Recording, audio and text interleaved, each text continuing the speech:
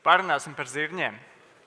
Vai varat pacelt roku, kuri audzēja iepriekšējā sezonā zirņus? Ļoti labi. Vai varam pacelt roku, kuri šogad audzēs zirņus? Labi, ļoti labi. Es ceru, ka pēc manas prezentācijas vēl par kādām 2, 3 rokām pastiepsies augstāk. Kāpēc? Tāpēc, ka zirņi patiesībā ir ļoti perspektīva kultūra.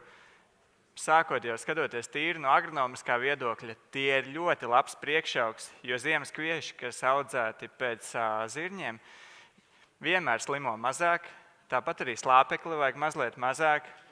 Otra pozitīvā ietekme zirņi arī uzlabo augsnes struktūru ar šo savu sakņu sistēmu. Un interesanti tas, ko es atradu pētot tieši informāciju šogad par zirņiem, ka patiesībā zirņi ir arī mazāk prasīgi pret mitrumu, ja salīdzina ar citiem kultūra augiem. Protams, tas nenozīmē, ka ja būs pilnīgs tūkstnes, ka zirņi mums augs un dos veiksmīgi ražu. Tas nozīmē to, ka pie salīdzinoši mazāk nokrišņiem tie tāpat spēs nodrošināt ražu. Tomēr, jebkuru kultūra augu audzējot arī zirņus, protams, jāpieskarās ekonomikai. Un, diemžēl, ekonomika, ja mēs salīdzinām gada griezumā, tad zirņu cena, gluži tāpat kā kviešu cena, ir mazliet kritusies. Tajā pašā laikā, kamēr izmaksas zirņus audzējot kritušās mums nav un arī neprognozējas, attiecīgi šī zirņu pašizmaksa ir nedaudz lielāka, kā tas bija pirms gada. Ja runājam par pašizmaksu, tas nav tik sīki aprēķināts, tās 2,5 tonnas ir rēķināts tikai tīri no agronomiskajiem ieguldījumiem. Tas nav rēķinot, kā Dagnija rēķināja visas tehnikas nolietojumus, amortizācijas. Mans būtiskākais, ko es ar to gribu pateikt, lai mēs runātu zirņos par peļņu, mums ir jāiegūst vismaz virs 2,5 tonnām no hektāra. Vai to ir iespējams izdarīt? Jā. Vai tas ir viegli? Es teiktu, nē, jo zirņi nebūtu nav tas kultūra augs, kas aug pats. Un kā tad veidojas zirņu raža? 2 būtiski faktori, kas ir nepieciešami zirņu ražas izveidošanai, ir tā pati saules radiācija un, protams, mitrums. Saules radiācija, jo mums būs veselīgāki augi, lielāka šī zaļā lapu virsma, attiecīgi arī šis fotosintēzes potenciāls būs augstāks. Tas pats attiecās uz mitrumu, jo attīstītāk mums būs šī sakņu sistēma, un zirņiem tā ir attīstīta, vidēji tā sniedzas līdz pat 70 centimetriem un var sasniegt metru. Attiecīgi būs iespējams arī šo ražu iegūt. Tomēr jāatcerās tas, ka zirņu šīs abas proporcijas korelē. Tas nozīmē, gan saules gaismai, gan mitrumam ir jābūt proporcionāli. Ko es ar to gribu teikt? Piemēram, ja mums būs pietiekami saule, bet relatīvi mazāk mitrums, mēs šo ražas griestu sasniegsim tik, cik atļaus mitrums. Tas pats attiecās, ja būs ļoti daudz mitrums, bet relatīvi maz saule, arī mēs varēsim iegūt šo ražu tikai tik, cik mums šī saule pietiks. Potenciāls pēc tā, kas mums ir pieejams gan no saules radiācijas, gan no mitruma pieejamības, šī potenciālā zirņu raža varētu sniegties līdz pat 7, 8 tonnām no hektāra. Es tiešām gribu ticēt, ka mūsu bērni, sliktākajā gadījumā mazbērni, iespējams kuls šādas ražas, un viņiem tas liksies pašsaprotami. Tomēr šajā brīdī mūs limitē selekcija, jo zirņu selekcija nav vēl tik tālu attīstījusies.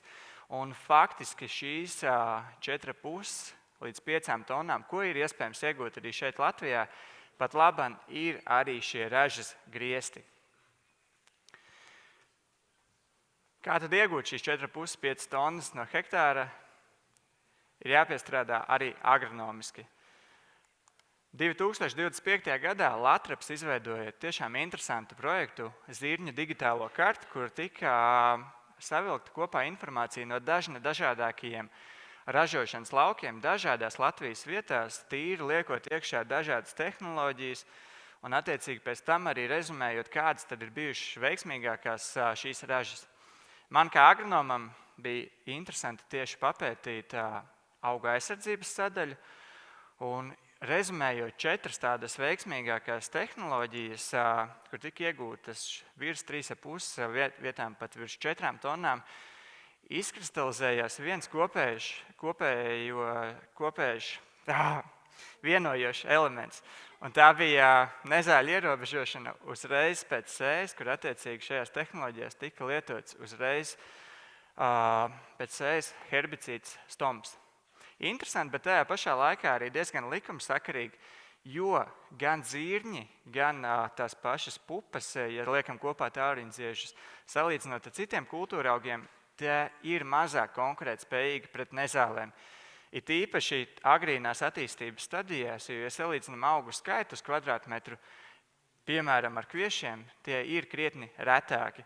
Otrs svarīgs faktors – paiet salīdzinoši ilgs laiks no tā brīža, kad zirņi sadīgs līdz tam brīdim, kad viņi spēj pilnvērtīgi ar savām lapām noēnot augsnes virskārtu.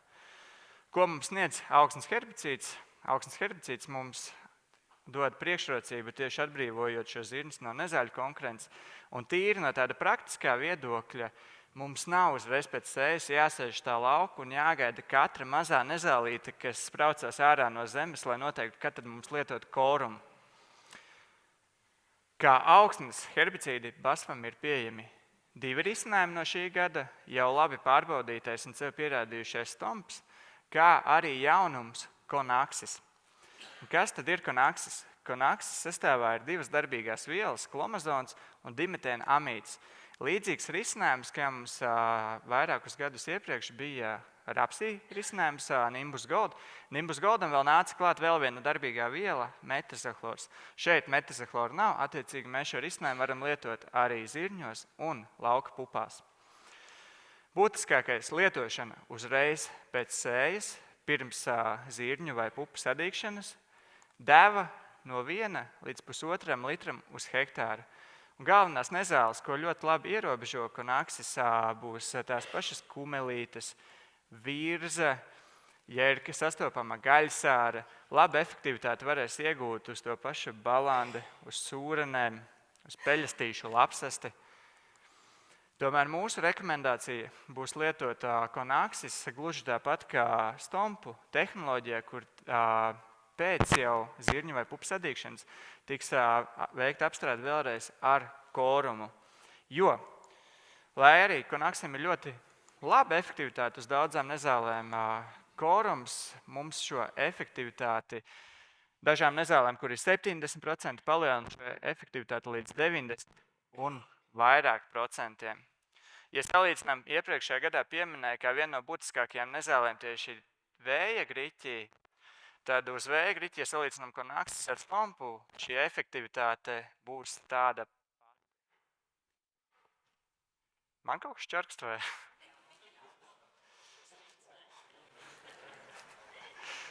Rezumējot nezāļu ierobežošanas stratēģiju, kādu tad izvēlēties, es ieteiktu stratēģiju izvēlēties balstoties uz tieši nezāļu spektru, kāds ir konkrētajos sējumos. Ja būtiskākās nezāles ir veronikas, violītes, mauras, karenas, madaras, tad ļoti labi strādā šī tehnoloģija, kuras reiz pēc sējas ir lietot stomps, un attiecīgi jau pēc tam, kad ir sadīguši zirņi vai pupas, lietot korumu. Savukārt, ja galvenās problēma nezāles ir tieši kumelītes, ir virza, ir sastopama kāda gaļsāra, tad mūsu rekomendācija būtu lietot uzreiz pēc sējas Konaksis un pēc tam tieši tāpat kā stompam lietot korumu. Savukārt tiem, kas nelietos augsnes iedarbības herbicīdus, bet pēc sadīkšanas ies tikai korumu, tad es teiktu šeit šo savu izvēli balstīt vairāk pēc laikapstākļiem. Ja pēc sējas ir sausums un nezāles dīkst nevienmērīgi, tad labāk šī tehnoloģija ir ar dalīto korumu apstrādi. Savukārt, ja pēc sējas ir optimāls mitrums, nezāles dīkst laukā vienmērīgi, ir iespējams tikt galā ar vienreizēju korumu apstrādi ar šo pilno devu. Turpinājumā vēl viens būtisks faktors, lai iegūtu stabilu zirņu ražu, ir slimību ierobežošana. Pagājušo gadu rādīju pieredzi no Kanādas, kur viena no tādām būtiskākajām atšķirībām augu aizsardzības tehnoloģijā bija tieši zirņu sēklu kodināšana. Galvenās un būtiskākās slimības, ko ierobežo šī kodināšana, ir sakņu un dīkstu puves, iedegas, tāpat ir pelēkā puve, kā arī fuzarioze. Vai mums ir nepieciešama šī sēkla apstrāde kodni. Uz šo nav vēl tik viennozīmīgas atbildes. To turpina pētīt arī Latvijas Biotehnoloģija universitāte. Un interesants patiesībā bija šī gada viņu pētījuma rezultāti, kur viņi analizēja arī patogēnus tieši zirņu sēklās. Un zirņu sēklās tika atrasti tādi ierosinātāji kā pelēkās puves, iedegu, sausplankumainības ierosinātāji, tāpatās arī fuzarioze un, protams, arī šo dīkstu izkrišanas, jeb dīkstu puvju ierosinātāji. Es tiešām ticu, ka ar laiku arī pie mums Latvijā šī zirņu kodināšana paliks arvien populārāka. Tomēr šajā brīdī, kamēr tā vēl nav tik aktuāla, praktiski vienīgais iespējamais veids, kā cīnīties ar daļu no šiem ierosinātājiem, ir fungicīdu smidzinājums pa ziediem. Jo ar fungicīdu tādas ierosinātājas kā pelēkās puves, iedegu ierosinātājas un to pašu sausplankumainību ir iespējams ierobežot. Mūsu risinājums Pictor Active nodrošina aizsardzību pret būtiskākajām zirņu slimībām. Un, ja skatāmies tīri no efektivitātes viedokļa, tad, piemēram, uz iedegām Pictor Active ar devu 0,6 litrus hektāru nodrošina 70% efektivitāti, ar mazliet augstāku 0,8 litrus hektāra šī efektivitāte sniedzās jau gandrīz līdz 80%, 77,5%. Savukārt ar augstāko devu litru tā ir 78%. Uz miltrasu arī ir ļoti laba efektivitāte, ar 0,6 litrus hektāra efektivitāte ir 77%, ar 0,8 litrus hektāra jau tā sniedzās virs 80%. Un, ja salīdzinām arī tad kādu devu, iepriekšējos semināros gadu atpakaļ, 2 gadus atpakaļ mēs runājam, kāda tad būtu tā labākā tehnoloģija tīri izvēloties vai dalītā fungicīda apstrāde vai vienreizēja apstrāde, tad pagājušo gadu rezumējās, ka viena fungicīda apstrāde ar augstāku devu sniedz lielāku ražu pienesumu. Šogad ar Jāni gājām mazliet tālāk un savilkām 13 gadu izmēģinājumu datus, jau tīri pētot, kāda tad ir šī optimālākā deva. Un, ja salīdzinām izmēģinājumu rezultātus, tad redzam, ka ar devu 0,6 litrus hektāru Pictors sniedz šo ražas pienesumu gandrīz pustonu uz hektāra. Savukārt visoptimālākā raža tika sasniegta pie devas 0,8 litrus hektāra. Vēl viena būtiska nianse tieši, ja runājam par Pictor Active, ievadā jau pieskaros, cik svarīgi tieši lapu zaļā virsma, lai nodrošinātu maksimāli šo fotosintēzes intensitāti, tad Pictor Active sastāvā darbīgā viela piraklostrobīns dod mums vēl šo papildus zaļēšanas efektu. Attiecīgi mēs varam pietuvoties šiem ražas iespējamam pīķītim, ko varam sasniegt ar Pictor Active. Rezumējot, mūsu BASF piedāvātā auga aizsardzības tehnoloģija gan zirņiem, gan pupām, kura ir pieejama gan mājaslapā, gan aplikācijā, kā arī jaunajā katalogā. Paldies par uzmanību!